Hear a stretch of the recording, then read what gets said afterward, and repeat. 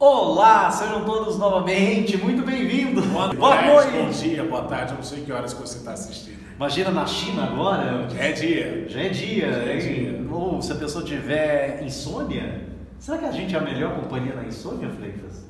Eu não sei, viu? É melhor não pensar nisso. Pelo que eu tô vendo os passarinhos aqui, Não aguentou um minuto de conversa. não aguentaram muito tempo.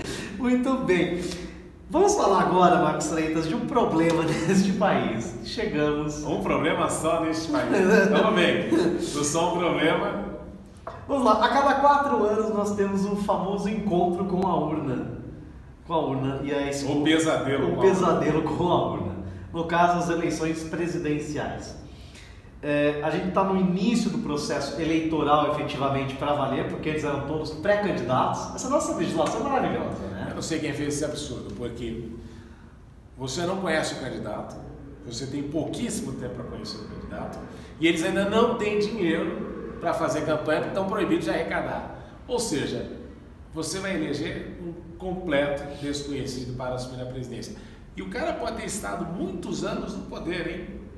Muitos anos, ter sido governador, muitos anos, ter tido uma carreira, mas o processo de escrutínio para a presidência da República é diferente. A gente dura 3 meses, né?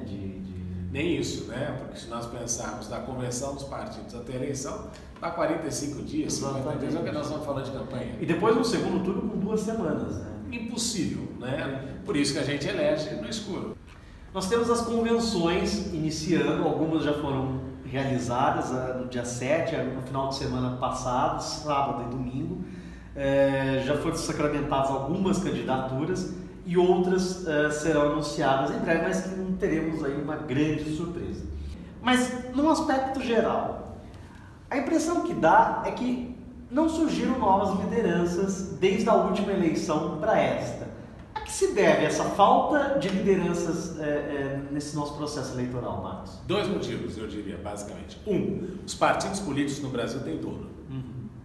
E por terem dono, eles não são democráticos. Você está falando de convenções, quantos desses partidos fizeram primárias para escolher seus candidatos? Nenhum. Então, é alguém que a liderança do partido escolheu que vai ser o candidato. E o grande problema é esse, não é que existe democracia. Mesmo quando a gente compara, por exemplo, com o sistema americano, você tem um processo em que os filiados do partido escolhem o seu candidato. Reclame o que você quiser, do Donald Trump, da Hillary Clinton, houve um processo de escolha e de competição. No nosso caso, não. A liderança pega o cara que é mais conhecido e fala, não, você que vai ser o candidato. Nos grandes partidos, nos outros, a gente vê que às vezes é língua de aluguel, é resultado de um acordo ou coisa parecida.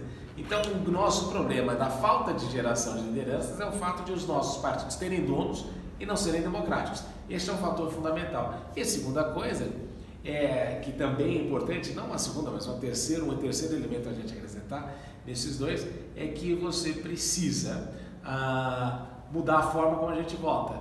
Porque como o sistema nosso não é de distrito puro, você não permite que aflorem lideranças locais. Então só é eleito um cara que tem um reconhecimento, e esse reconhecimento vai ver se ele pertence a algum grupo religioso, algum grupo sindical, e é por essa razão que a gente impede que novos talentos surjam na política. O desafio nesta eleição, o que você considera que será o principal tópico de discussão? Assim? Na minha opinião, um país que você tem, olha só, isso é um dado importante para a gente não esquecer, 65 milhões de brasileiros estão com problema de não pagamento das dívidas. Ou seja, 65 milhões de pessoas no Brasil estão penduradas no SPC e no Serasa. Se nós pensarmos que nós temos uma população economicamente ativa de 120 milhões, 115 milhões, nós temos mais da metade da população pendurada. E por que ela está pendurada no crédito? Porque o país não cresce. E ele não cresce porque ele está amarrado. Então, em nome de Jesus, esse país precisa ser desamarrado. Ou seja, nós precisamos criar emprego e renda. E a única forma que existe para fazer isso não é com mais governo.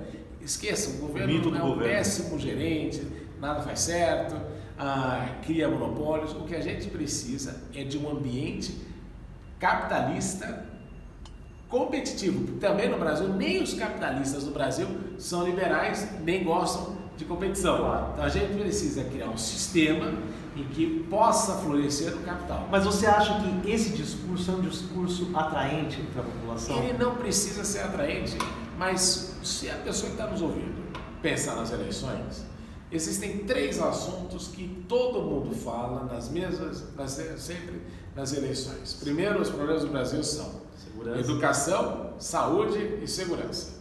Isso aí, desde que eu nasci, eu escuto falar que estes são os 3 grandes problemas do Brasil. E o pior de tudo, são as 3 áreas que a gente não resolve e que só pioram. Quais são os 3 grandes desafios do Brasil? Primeiro, você dá um banho de capitalismo nesse país. Claro. O Brasil precisa disso. Segundo, a gente precisa de infraestrutura. E terceira coisa que nós precisamos é de emprego. O candidato que sair e disser que não vai criar emprego, nada disso, ou ficar só falando, não, nós vamos melhorar a posto de saúde, não vai resolver. Porque o Brasil é um país que cansa e que estressa. Ou seja, é um país que joga todo dia pelo ralo o seu maior talento, que é o potencial produtivo da sua população. Um dos problemas que eu acho das eleições é que os políticos são ruins. A maioria desses candidatos são péssimos, são desqualificados, ou, se não são desqualificados, não sabem se comunicar de forma a fazer a população sonhar.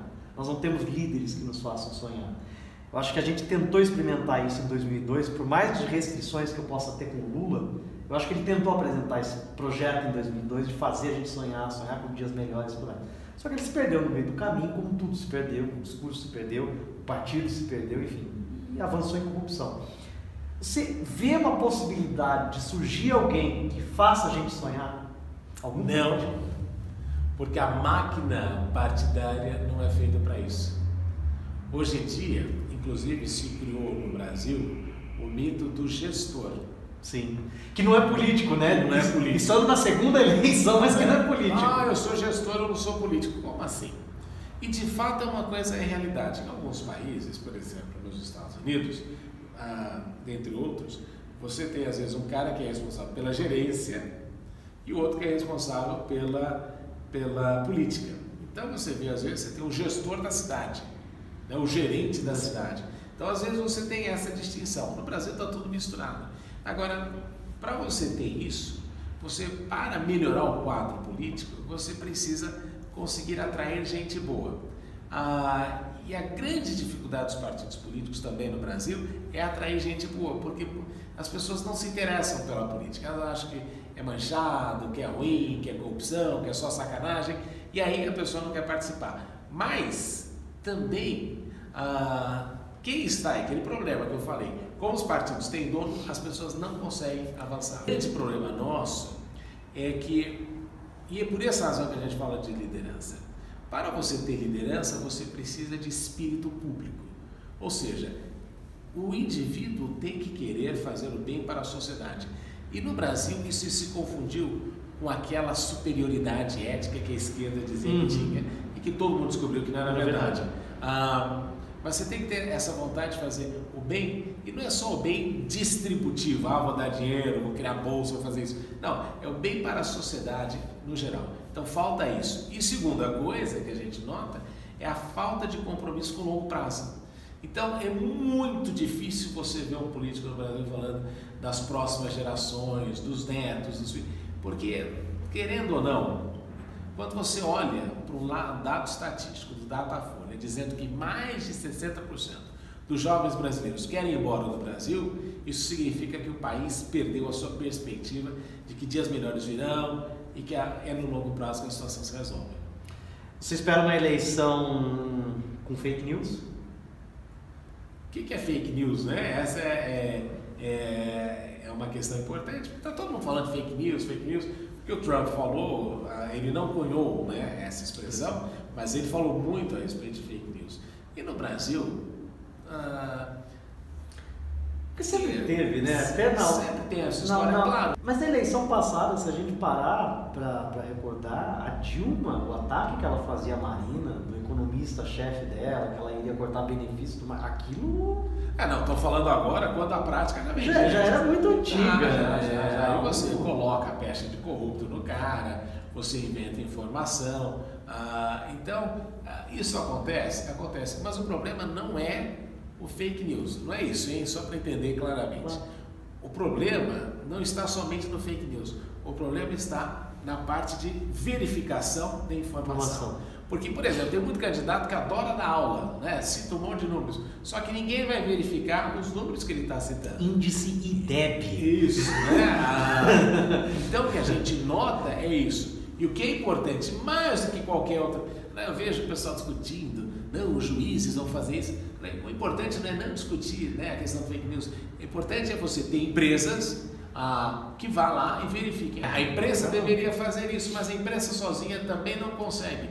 Porque como o governo é um grande patrocinador em alguns casos, tem este entrave de alguma forma que impede aí a liberdade completa de expressão. Mas você vê, por exemplo, em alguns lugares que você tem, né, o fact-check, um think tank, uma organização que vai e confere, olha, o cara disse isso, mas na realidade esse é o número. Mas relações internacionais, nunca tema, os candidatos não se interessam pelo tema. Esse ano também haverá alguma coisa a respeito, não porque Conselho de Segurança da ONU, nada disso, mas é porque nós temos um problema grave, a herança, Fernando Henrique, Lula e Dilma, da Venezuela. Então a questão dos refugiados venezuelanos é um problema porque o Brasil não está acostumado a receber venezuelanos. Agora o detalhe interessante, mais da metade dos venezuelanos que entram no Brasil vão embora. Porque a situação no Brasil está tão ruim. Está difícil até para os venezuelanos. Os venezuelanos que estão numa situação pior do que a nossa, vêm para cá e não querem ficar aqui. É uma lástima a situação, como a gente trata como uma situação que é trágica, mas é um grande desafio e com certeza vai fazer parte.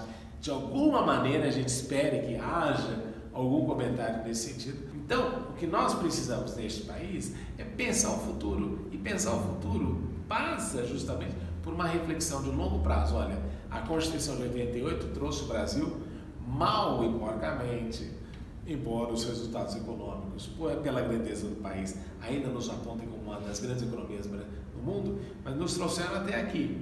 Mas para o futuro, o que o Brasil precisa fazer para dar um salto qualitativo? Porque potencial o país tem. Muito. Agora, o país não pode viver justamente com as pessoas desiludidas, achando que a vida fora dele é melhor. Mas também nem esperar que Messias venham e salvem, né? Messias nunca veio no sentido de salvar democracias ou coisas parecidas. Nós não podemos esquecer que o papel fundamental do Messias era espiritual, na redenção das pessoas. Então, aqui, a gente às vezes acha, não, esta pessoa vai resolver o problema. Não, o que nós precisamos é de um Estado que seja construído através de instituições, uma visão de longo prazo, mas que tenha espírito público, que é o que eu falei antes, e essa perspectiva de longo prazo.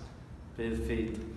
Vamos ver como que se desenrola as eleições. Eu acho que a gente vai ter muito assunto a discutir lá na frente, principalmente com a questão da renovação política, que aparentemente não vai acontecer, como a gente já conversou, e também baseado também nas propostas e no que for discutido lá na frente. Por fim, Marcos, muito obrigado mais uma vez. Não, sempre um prazer. Vamos continuar, como sempre digo, acompanhando, porque é isso que a gente faz, é acompanhar os assuntos. Até porque eu acho que... E falando mal também. Porque tem muita coisa, acho que, a desenrolar sobre isso, e também acho que para a gente discutir perspectivas desse país, porque isso que é importante, a gente vê um amanhã melhor, um amanhã diferente do que está aqui, do que está até aqui, porque parece que não deu muito certo. Não, certo deu, só não deu tão certo quanto poderia ter dado. Perfeito, então. Muitíssimo obrigado, Marcos. Até o próximo vídeo.